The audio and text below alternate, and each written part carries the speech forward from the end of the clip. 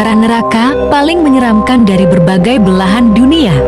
10. Tartarus. Beberapa dari Anda mungkin sudah pernah mendengar nama neraka ini, yaitu merupakan sebuah neraka dalam mitologi Yunani dan Roma. Nama Tartarus ini juga muncul dalam banyak literatur dan media dan dideskripsikan sebagai penjara gelap yang penuh dengan penderitaan dan siksaan. Penuh dengan teriakan, kesengsaraan, bunyi cambuk, dan bunyi rantai yang diseret.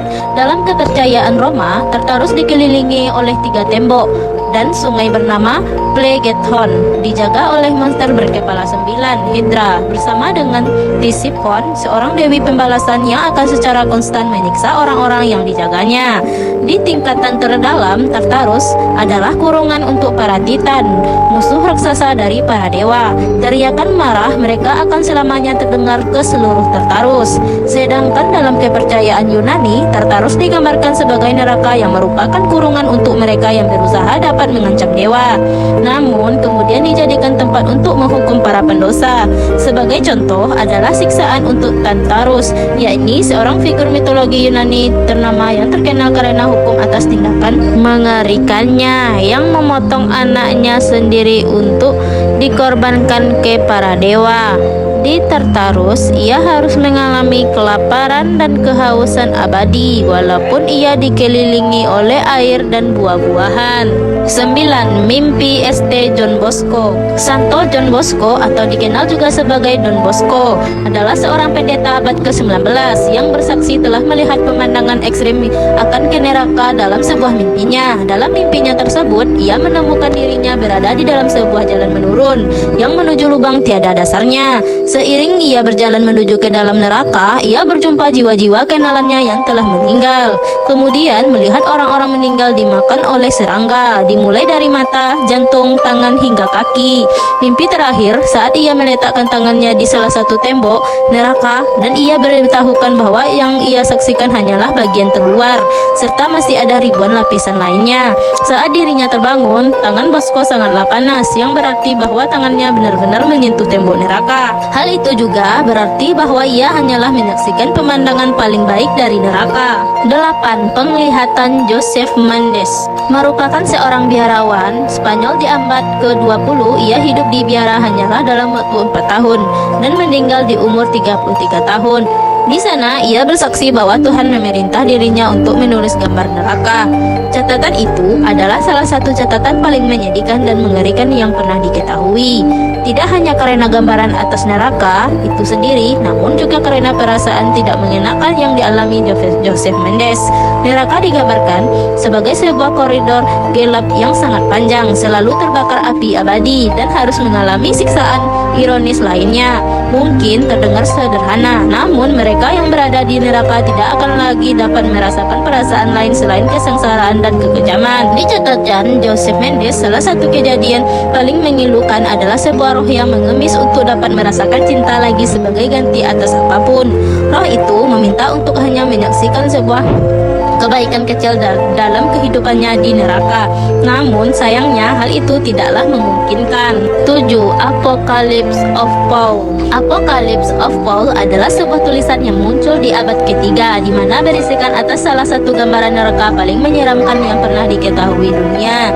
Di tulisan tersebut, neraka dibagi menjadi 2 sungai yang terbagi atas sungai api dan sungai es. Tidak hanya harus mengalami siksaan sederhana api dan es, para roh yang masuk ke dalam sungai api harus ditusuk oleh kait besi, dihantam batu, dimakan cacing, dan bibir mereka dipotong oleh pisau panas. Sedangkan mereka yang berada di sungai es akan dipotong kaki tangannya dan dimakan perlahan oleh kutu.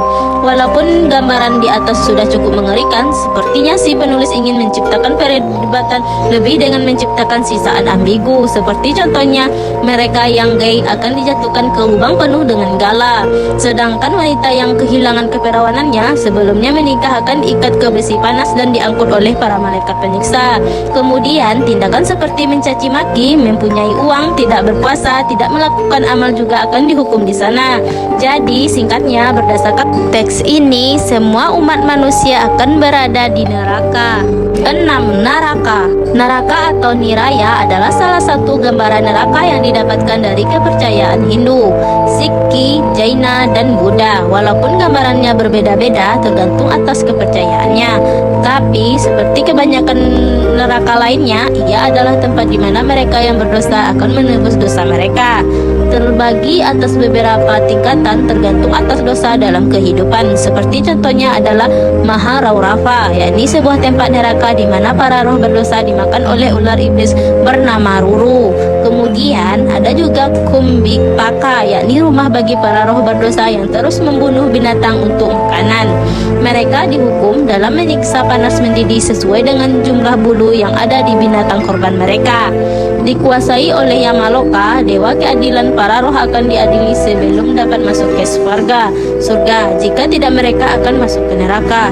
Di neraka, sebuah roh dapat berada di sana dan mengalami berbagai siksaan hingga miliaran tahun sebelumnya. Akhirnya mereka dapat reinkarnasi kembali. 5. Diu.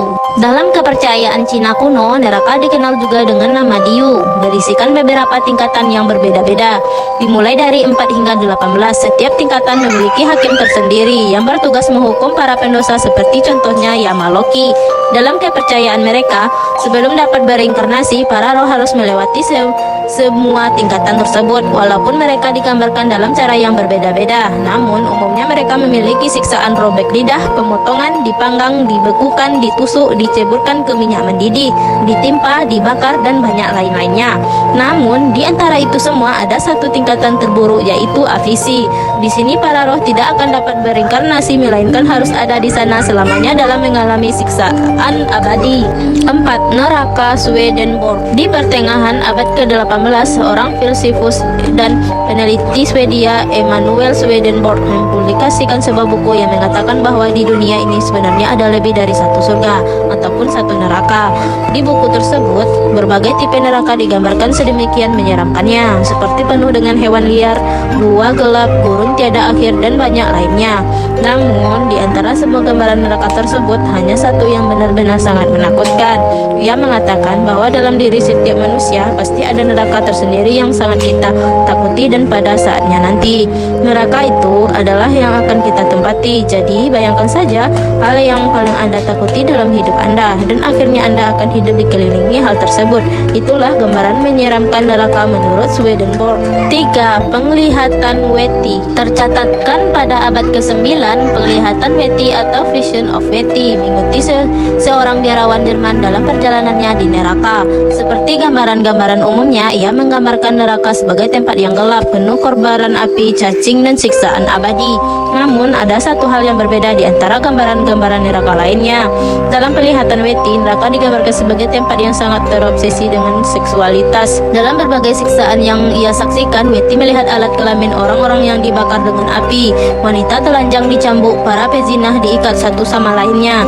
Bahkan dalam deskripsi tersebut, tindakan sodomi disebut 5 kali serta dikaitkan menyerupai sebuah wabah. Di antara semua itu, siksaan yang paling buruk dikenakan ke seorang mantan kaisar Eropa di abad ke-8, Charlemagne. Ia dikatakan telanjang dan kemudian para binatang akan secara abadi merobek-robek alat kelaminnya. Inilah gambaran paling menakutkan dan paling menyeramkan dari penglihatan Weti.